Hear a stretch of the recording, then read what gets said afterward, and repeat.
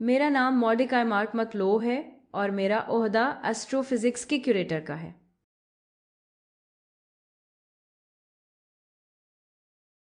Dark matter کو سب سے پہلے فرٹز وکی نے شناخت کیا اور نام بھی دیا، جو کلٹیک میں کام کرتے تھے۔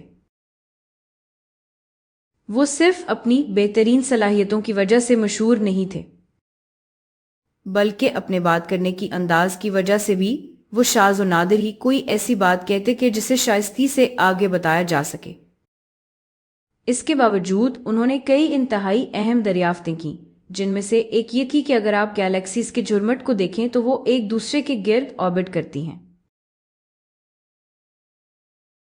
آربٹ کرنے کی رفتار سے آپ جھرمٹ کا ماس ماپ سکتے ہیں۔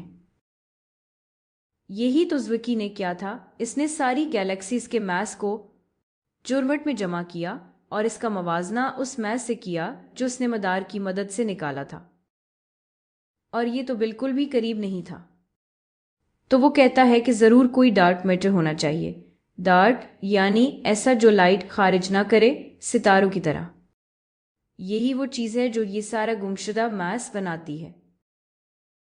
جب یہ پہلی بار شائع ہوئی تو سب نے کہا ٹھیک ہے، ہم واقعی گلیکسیز اور دور دراز کے جھرمٹ کو نہیں سمجھتے، اور یہ نتیجہ 40 سال تک نظر انداز کیا گیا۔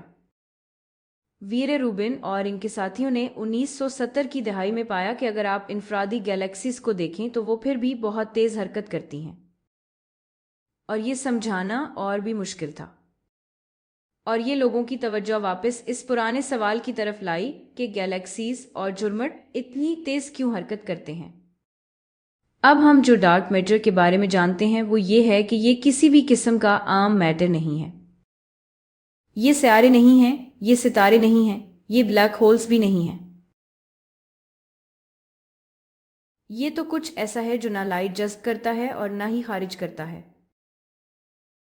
ایک اور بات جو ہم ڈارک میٹر کے بارے میں جانتے ہیں وہ یہ ہے کہ یہ عام میٹر کو کنٹرول کرتا ہے کہ وہ کہاں جمع ہو، اور گیلیکسیز، ستارے، سیارے اور ہمیں بھی بناتا ہے۔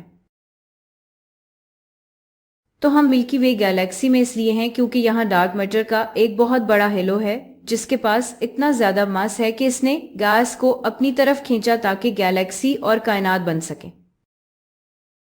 ماہرین طبیعیات کے درمیان جو اندازہ ہے، اور وہ بھی ریاضی کی بنیاد پر ہے، وہ یہ ہے کہ ڈارک میٹر پارٹیکل ایک بالکل نئی قسم کے ذرات کا پہلا نمائندہ ہے جنہیں سپر سیمیٹرک ذرات کہا جاتا ہے۔ اگر ڈارک میٹر پارٹیکل میں وہی خصوصیات ہوں جن کی پیشگوئی کی گئی ہے تو اس سے علم طبیعیات کا ایک بالکل نیا شعبہ کھل جائے گا جو ہمیں یہ سمجھنے میں مدد دے گا کہ وہ چیزیں جن سے ہم بنے ہیں ان کی خصوصیات کیا ہیں، اور ہماری کائنات اور سب کچھ کس طرح حرکت کرتے ہیں، وہ کیوں کرتے ہیں۔ اور یہی ہے ڈارک میٹر۔